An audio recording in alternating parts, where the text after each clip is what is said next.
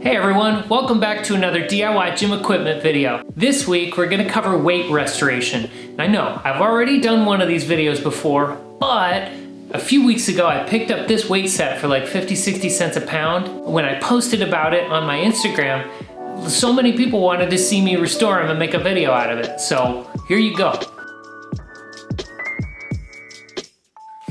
Before I can even think about cleaning off the rust, I need to remove the dust. There are plenty of ways to do this, but I prefer using a nylon brush and my cordless drill. Man, this process kicks up a lot of dust. Safety first. Wear a dust mask. Wear a dust mask. Wear a dust mask. DIY projects are awesome, but being safe is even more awesome. Okay, back to the dust.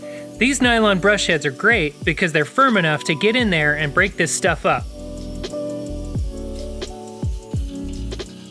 After going over all the plates with the nylon brush head, I use my leaf blower to remove the loose dust. These plates are already starting to look better.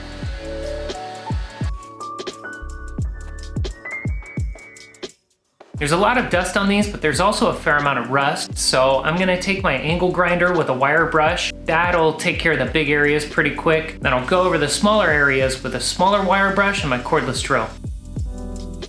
The goal is to remove as much rust as possible. When the weights are this rusty, sometimes the rust will get under the paint or cause the paint to chip off. I'm not really interested in removing all the paint, just anything that is loose or removable. What we're really trying to do is give the new paint a nice clean surface to adhere to. On the front side, I go over the large areas with the larger wire brush head and get into the smaller crevices with the small brush head. Once I've cleaned off as much as I can, I use an alcohol wipe to clean any remaining dust off. I repeat this process on the rest of the plates.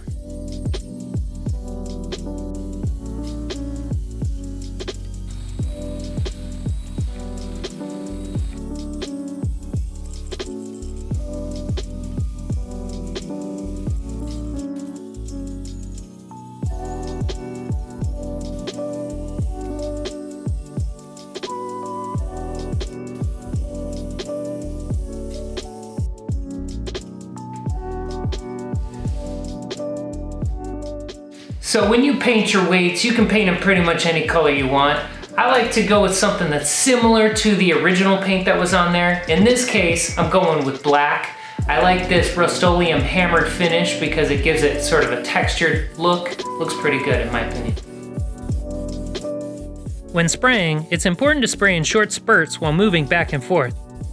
This will help to avoid pooling and dripping. It's also a good idea to go around and spray from multiple angles.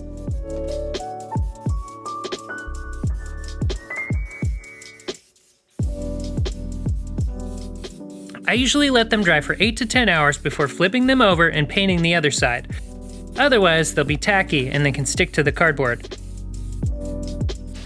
Alright, so that's it for tonight. The paint's gotta dry overnight. In the morning, I'm gonna flip them over and paint the back side. Then when that dries, I'm gonna go over the lettering with a paint pen. I'm already super stoked. They already look 100% better and I'm looking forward to finishing tomorrow. The back sides go a bit quicker, and I only need to let these dry for a couple hours before using the paint pen.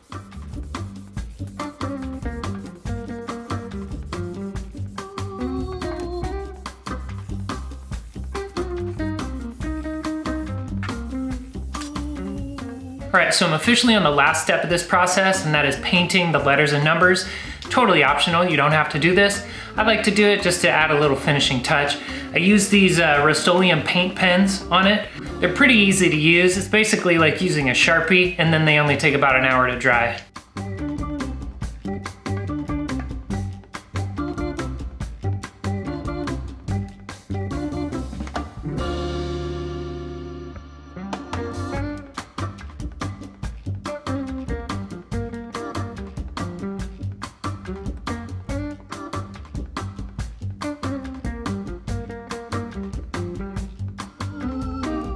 That's it, we're all done. I think they turned out pretty amazing. Let me know what you think in the comment section. Do you want to see more stuff like this? Let me know. You want me to go back to just building stuff out of wood? All right, bro, I'll do that too. If you restore some weight plates, tag me on Instagram or post in the Facebook group or Reddit group. I'd love to see it.